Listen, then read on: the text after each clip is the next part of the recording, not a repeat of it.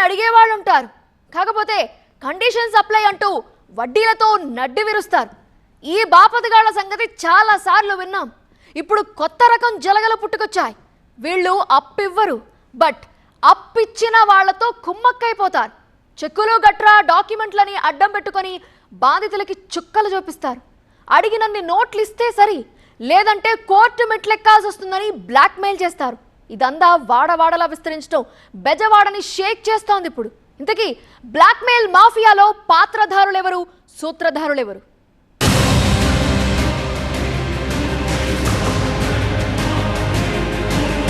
జనం అవసరం, కొంతమందికి అడ్డగోలు ఆదాయం. వేల రూపాయల్లో అప్పులిస్తారు, చక్రవడ్డీ బారు వడ్డీ వేసి రెట్టింపు వసూళ్లు చేస్తారు.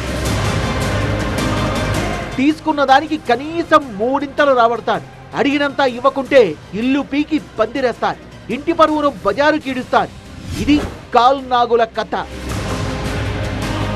ఇప్పుడు వాళ్లను మించిన మాఫియా ఒకటి బెజవాడలో పుట్టుకొచ్చింది. వడ్డీ వ్యాపారం పేరుతో బ్లాక్మెయిల్కు పాల్పడుతున్న ముఠా వెలుగులోకి వచ్చింది.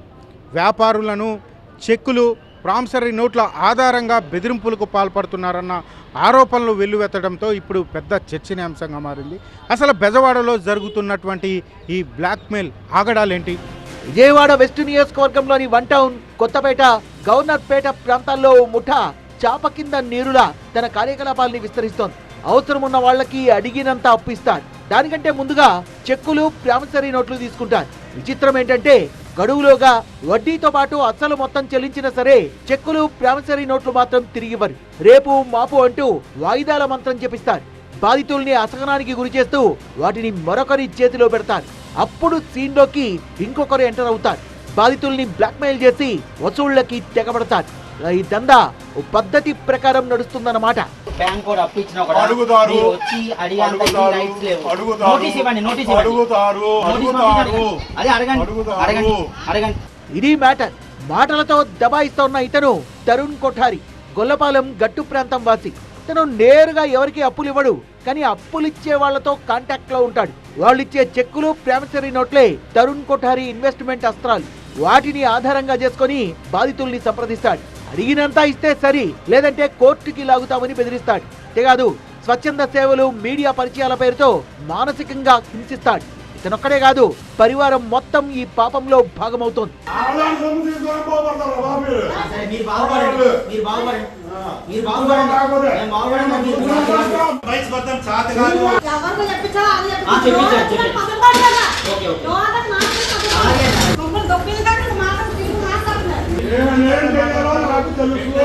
జంటగా మాటల దండయాత్ర ఎలా ఉందో చూశారుగా. ఇది జస్ట్ శాంపిల్ మాత్రమే. అసలు టార్చర్ ఇంతకు మించి ఉంటుందని బాధితులు కథలుగా చెప్తున్నారు. నేను వన్ టౌన్ బ్రాహ్మణ వీధిలోని పాత శివాలయం సమీపంలో ఉండే బ్యాగుల వ్యాపారి. వ్యాపారం నిమిత్తం అప్పు చేశాడు. పూర్తిగా చెల్లించినా కోర్టు కేసు ఎదుర్కోవాల్సి వచ్చిందన్నాడు. ఫోన్ కాల్స్, పోలీస్ కేసులు, వాట్సాప్ గ్రూపుల్లో తప్పుడు ప్రచారాలు. అబ్బో, వాళ్లతో పెట్టుకుంటే అదో రకం టార్చర్ అంటూ జడుచుకుంటున్నారు. ఫేక్ చెక్కులు, ఫేక్ ఫార్మసీ నోట్లు తీసుకొని అందరిని బెదిరించి వ్యాపారులు ఎదురు ఇలా డబ్బులు తీసుకొని అలా చేయడం జరిగింది. ఆయన ఏంటంటే చాలా కూడా చూశాను. మన గవర్నర్పేటలో కూడా ఆయన గురించి కేసులు ఉన్నాయి. మన గవర్నర్పేటలో ఒక లేడీస్ని బంగారం రాక్కొని ఇలా జరగడం కూడా జరిగింది, తీసుకొని కేసులు జరగడం. దీనివల్ల మాకు చాలా డ్యామేజ్ కానీ ఏదైనా కానీ జరిగింది. అసలు చూడడం కూడా అసలుకి అలా చేసి కోర్టులకు వెళ్ళి కేసులు లాగడం కానీ, వేయడం కానీ, స్టేషన్లో అక్కడ రండి ఇక్కడ రండి, నాకు వాళ్ళు తెలుసు వీళ్ళు తెలుసు, నేను ఇలా చేస్తాను అంటం జరిగింది. మీ పేరు మొత్తం తీసేస్తాను, మీ పరువు మొత్తం తీసేస్తాను అని అంటున్నారు. ఇలా చేయడం జరిగింది. ఇతను ఇంకో బాధితుడు. కరోనా టైంలో ఓ ముఠా దగ్గర నుంచి అప్పు తీసుకున్నాడు. ఆ తర్వాత మొత్తం చెల్లించిన తిప్పలు మాత్రం తప్పలేదని తలపట్టుకుంటున్నాడు. తరుణ్ కొఠారి మాత్రమే కాదు, వ్యవహారంలో మరొకరి పాత్ర కూడా ఉందని అసలు విషయం బయటపెట్టాడు. నాకు సుమన్ అనే వ్యక్తి తెలుసు. లాక్డౌన్లో ఆయన దగ్గర డబ్బులు తీసుకున్నాను. ఆ డబ్బులు అంతా కట్టేశారు. 2 yearsలో వడ్డీ తీసుకున్నాడు, చాలా కట్టేసి క్లోజ్ చేస్తాం. తరుణ్ కుమార్ అనే వ్యక్తి నాకు 3 నెలల ముందు కూడా తెలియదు. సడన్గా ఆయన సుమన్ మా షాప్ దగ్గరికి వెళ్ళి మా నాన్న బెదిరించారు. మీ అబ్బాయి చెక్లు మా దగ్గర ఉన్నాయి, సుమన్ డబ్బులు ఇవ్వాలి, మీరు సెటిల్ చేసుకోండి. మా నాన్న అన్నారు సుమన్ ఆల్రెడీ మొత్తం క్లోజ్ అయిపోయింది, 3 సంవత్సరాలు అవుతుంది ఆ విషయంకి. ఇప్పుడు ఏంటంటే నా చెక్లు నోటు ఉంటే తీసుకుని చూపించండి, లేదు అని చాలా బెదిరించాడు. రోడ్డు మీద గొడవ పడ్డి వాళ్ళ దగ్గర డబ్బులు తీసుకోవడం ఇది వాళ్ళు ఎవరి దగ్గరైనా ఏదైనా సీక్రెట్స్ తీసుకొని అవి బ్లాక్మెయిల్ చేయడం అంతా అదే మొత్తం. బాధితుల దీనగాథల్ని విన్న టీవీ9 ఇదే విషయాన్ని పోలీసుల దృష్టికి తీసుకెళ్లింది. పోలీసులు మాత్రం బ్లాక్మెయిల్ దందాపై పూర్తి స్థాయిలో విచారణ చేయాల్సి ఉందన్నారు.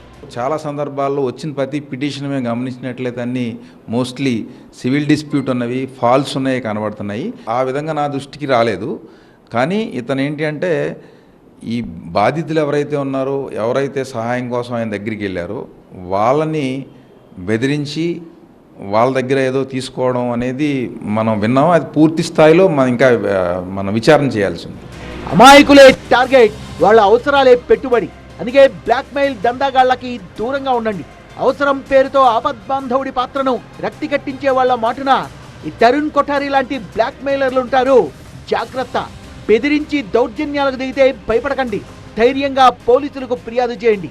ఒకప్పుడు కాల్మనీ అంటే భయపడినటువంటి ప్రజలు ఇప్పుడు బ్లాక్మెయిల్ ముఠాలకు భయపడుతూ ఉన్నారు. పోలీసులు ఇటువంటి ముఠాల మీద కఠిన చర్యలు తీసుకోవాలని ఇటు వ్యాపారులు, ప్రజలు కోరుతున్నటువంటి పరిస్థితులు విజయవాడలో కనపడుతున్నాయి. కెమెరామ్యాన్ శ్రీరామ్తో శివకుమార్, విజయవాడ.